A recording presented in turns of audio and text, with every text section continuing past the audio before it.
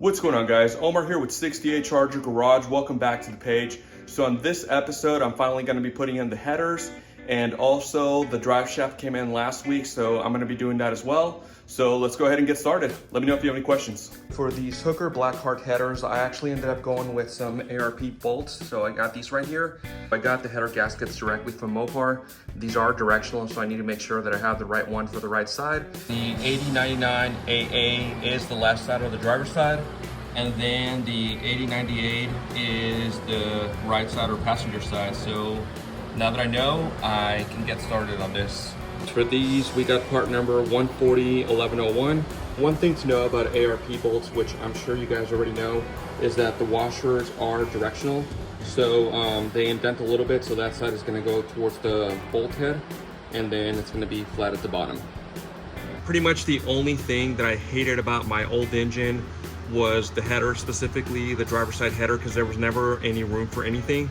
I thought I was going to have to remove this crossbar right here to fit these headers on here, but as you can see, the passenger side one went right in. There's no issues, and I'm going to be able to just bolt it on.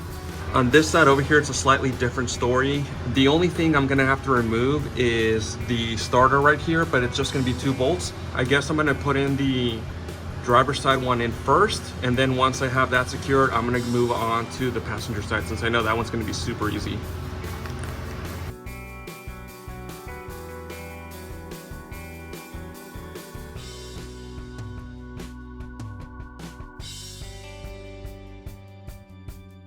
So I just put in the gasket. I'm about to slide in the header on here, and hopefully I don't mess anything up. So another issue that I just ran into is the header will not clear because of the gearbox. So what I'm gonna have to do is actually unbolt it at the motor mount right here and lift it to see if I can get a little bit of a clearance, and then that way I can slide that header in there. I just lifted the engine about an inch or so. I'm gonna see if that's enough clearance, and hopefully I can slide that header in. So I just put in the driver's side header. I've put about 5 or 6 bolts on, but one of the first things that I had to do was I had to grind the belt housing a little bit because it wasn't clearing. So I took off this little piece right here, and that made it clear. And then I'm not seeing any issues with it hitting. You can see there, it's barely clearing the gearbox. So we're doing pretty good. I just have to put on the rest of the bolts and then tighten everything. I just finished putting in the driver's side header. Went ahead and tightened everything, torqued the bolts and everything.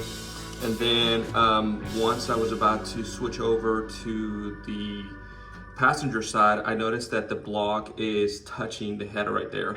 So what I'm gonna have to do is remove the header and put the grinder on that, grind a little bit off, that way it's not touching.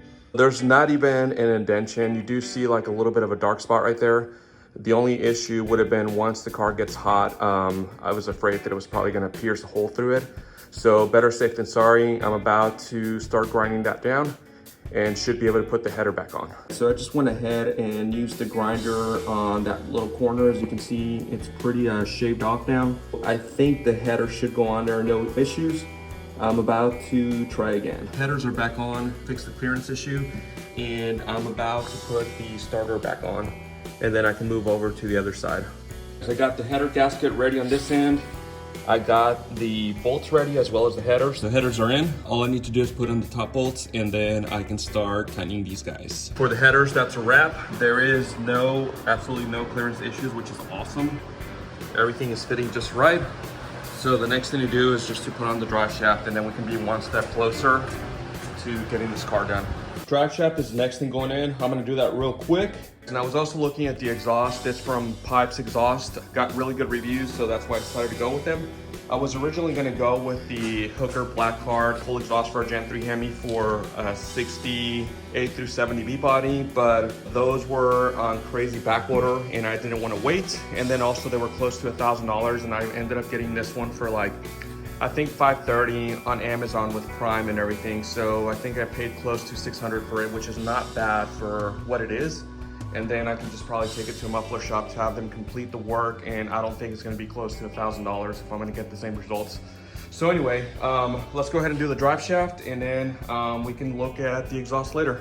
I just finished installing the drive shaft. It's good to go. Now I can move on to probably removing the back of the exhaust that's still left over from the old exhaust system.